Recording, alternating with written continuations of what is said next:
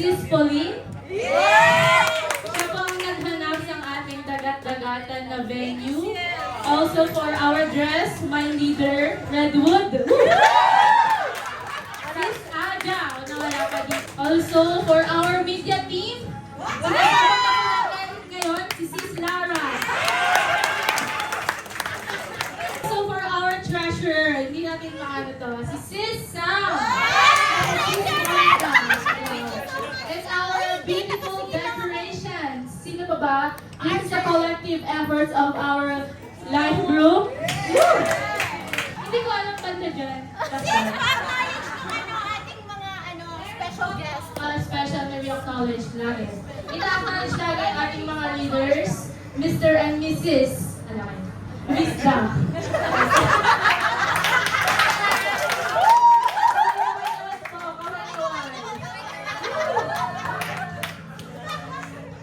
Also, Mr. and Mrs. Aguilano.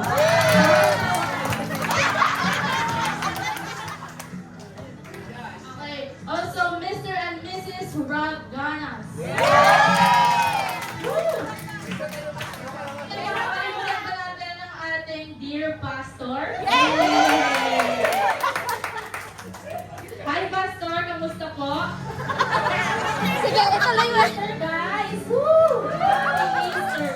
Ladies and gentlemen, brothers and sisters, tonight we celebrate a love story that has been written in faith and God's perfect timing. Kasi guys, 10 years ago lang naman, in college, two wonderful people found love.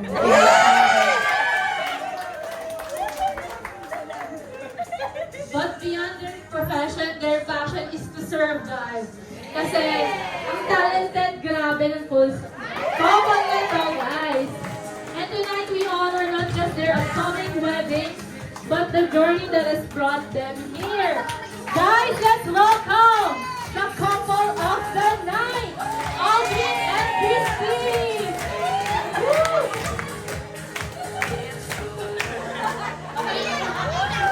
Interviewin natin sila, guys. So, na-surprise ba kayo, bro and sis? Alam niyo ba? Or nakaano kayo? Nakatunog? Nakatunog? Yung mga nadudulas na.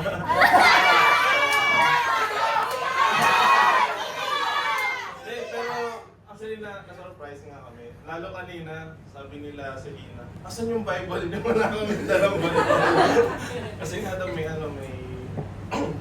fellowship kay pastor. So, tapos kanina doon, kasi talaga, 6 lang kami, plus si Kesa at si pastor.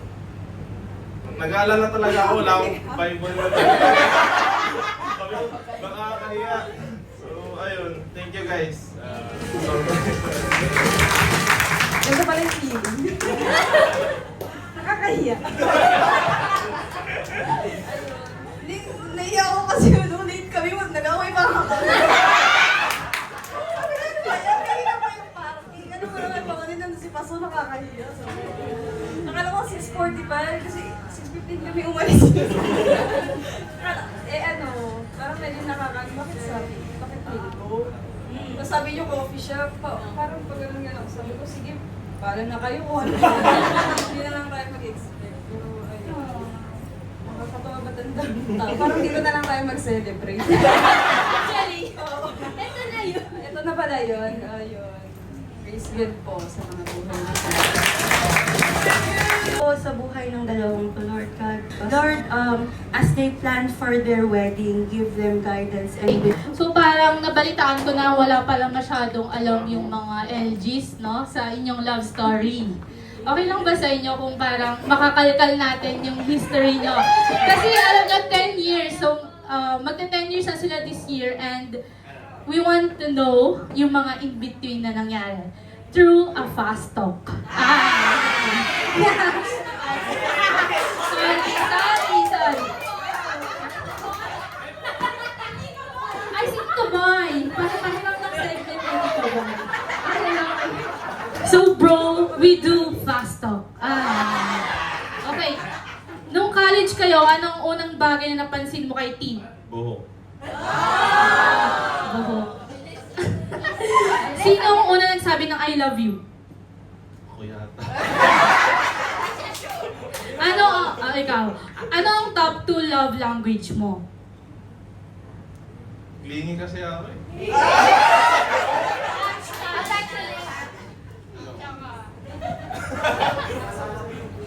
Sorry, pastor ah. Touch, pastor, touch. Okay? Anong pinaka-paborito mo sa kanya? Ngiti, tawa, or kiss? Kiss.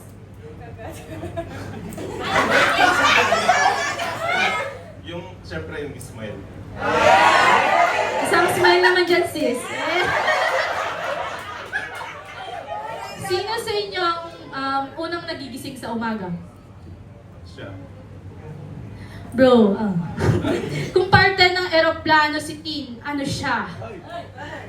Pakpak. Okay. Kasi sila guys, balanse bago nag-landing. Hindi nag-malfunction.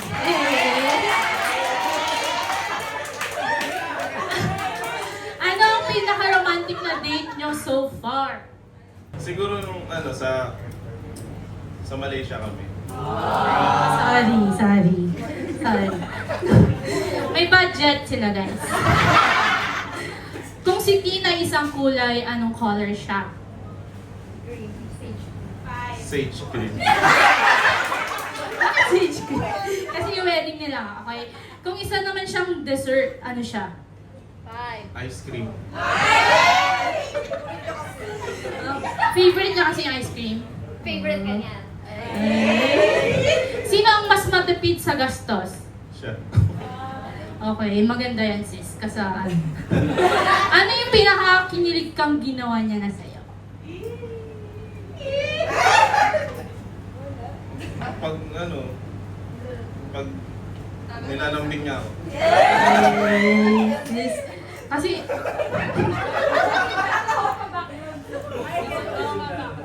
Ano yung dream date nyo na gusto nyo gawin? Siguro around Europe. Sorry guys. Okay, so ayun napag-alaman ko na nung nag-propose ka, hindi pa pala kayo nasa Wi-Fi. So, kailan mo naramdaman na okay, magpo-propose na ako? Can you share us your story, yung thought process? Oy. Yung serum, sayang eh. Ayan, good evening sa inyo lahat.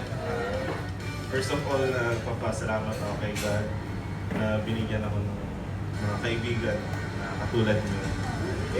So yung short, na-feel ko na parang gusto ko nang magpakasal ng time na yun. Kasi during that time, nasa Pinas pa kami noon, 23 years old. As in, parang 23, 24, ganun. Tapos, papunta na siya dito sa Dubai. Parang nag-a-apply na. Tapos, yung kasi niyan, siya yung unang nagkatrabaho sa amin. Din ako, college. Tapos, parang 2 years yung gap na. 5 years yung gap. 5 ba? 3. Mga 3 years yung gap na nagtatrabaho siya. Tapos ako, kaaral. So, siya yung parang unang nakaipon, ganyan. Parang na-establish siya ganyan yung career niya. So ako naman, parang napipil ko, napapag-iwanan ako nung time na yun eh. Then, dumating yung pandemic, nag-start din ako as a technician sa same company kami. Then, natanggal ako after 1 year. Then, katapos nun, nagkaroon naman ng opportunity na nag-instructor naman ako sa college school namin. So, ayun, naging teacher din ako. And then, hindi. Hindi ko kaya yan. So, ayun, to cut the story short, so, during my teaching, medyo mataas yung income. Then, ayun, tapos, nung time na rin na yun is, nagpaplano na siya mag-abroad. Parang inano ko pa siya na huwag mo ituloy na mag-abroad kasi ayaw mo nung feeling na naiiwan. Di kasi lumaki ako na yung parents ko nasa abroad. So, kaya nag-promise din ako sa kanya na kapag mag-build kami ng family, kung saan ako, doon tayo. Ayaw ko nang maghihiwalay kasi ako, lumaki ako as in talaga. Hindi ko ramdam yung feeling na may parents na bago tayo.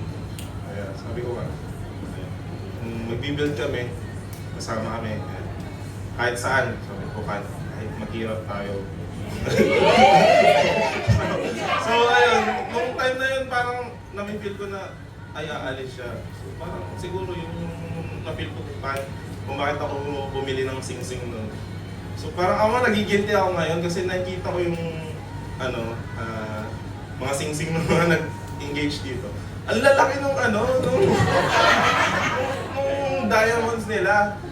Eh yung sa akin nun, nabili ko, parang sobrang liit, parang malaki pa yung munggo eh. So sabi ko ganyan. Pero during that time, kasi talaga walang-wala ako nun. Na may kanin lang talaga yung inano ko para mabili yung sabi ko, iba yung sacrifice din na ko din na yun na ino-hold ko na inisip ko magpo-propose or pero ayun, alam ni Lord na kung ano yung heart ko, kung gaano kita kamahal. So up and down talaga, may time na talaga na gusto na natin mag-give up pero pinili pa rin natin yung isa't isa. So ayun. Yun lang. Muntik na ako umiyak, bro. Kasi what you gave up before, that was your everything. Kahit ang liit niya sa paningin mo right now. But, wala, kinilig lang ako. Sumali. Alak na ako, bro eh. Tissue. Okay, sis, it's your turn. Okay, alak. Okay. Sistine, we do fast talk. Ano ang pinaka-kinilig ka na compliment niya sa'yo? Wala. Baka kasi kinikiss ka lang niya, di ba? Sabi niya. Sa dami kasi hindi ko na maalala. Madaming bagay eh. Pero siguro sa ginagawa niya na lang kasi maano siya. More on talagang pagbigay siya lahat. Tapos yung act of service talaga. Okay, bro. Okay. I can tell naman kasi nga yung kwento niya nun, binigay niya talaga pala sa'yo ang lahat. Show may rice na lang pala siya. Noon, grabe. Okay. Kung siya ay isang fruit, ano siya? Ano siya? Wait, ano ba yung pinto? Strawberry. Ay. Rich in vitamins daw. Ano ang favorite college memory na kasama siya? Ang dami. Hindi ko maalala, nangyis na kasi. Siguro pag sabay kasi kami nag-aaral, so minsan yung pag nag-drawing kami. Ayun. So yung mga ganun Ilang taon na ba ikaw, sis?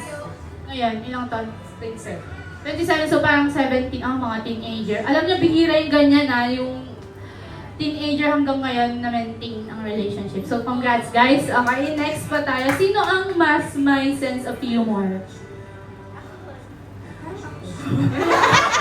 Sorry bro, parang siya. Naubos na yun. Oo, naubos na pa. Ikaw na lang daw bro.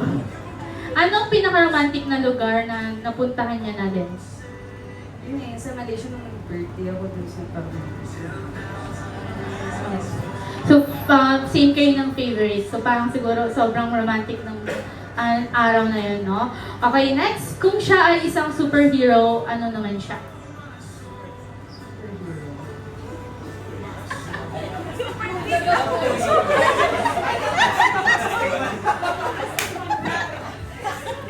May sa mga Superman na lang. Superman. Okay, bro, Superman ka daw. Relax. Wala ko sa Kalindo eh. Super Ingo. Pwede din, Super Ingo. Ano ang favorite joke mo na ano yun, like nagpa-smile lang sa'yo na joke mo?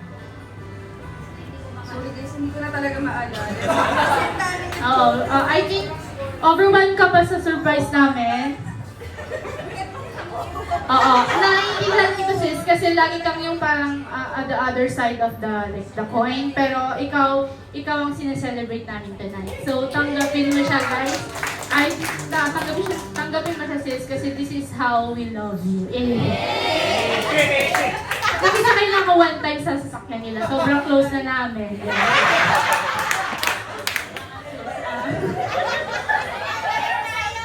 Sige, ito na lang. Oo, wala. Ganun na lang. Oo, wala. May plano na ba sa honeymoon? Next year na pagkatapos ng war. Sige.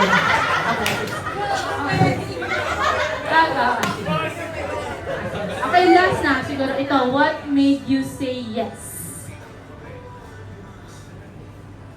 Parang wala na akong makikita mas sigit sa kanya.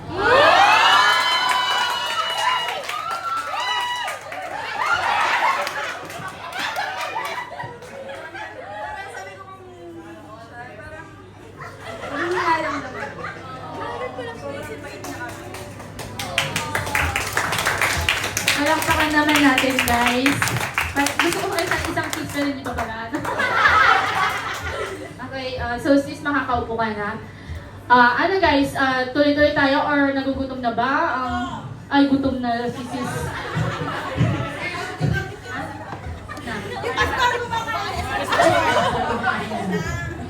Siguro kain mo na or what do you think guys?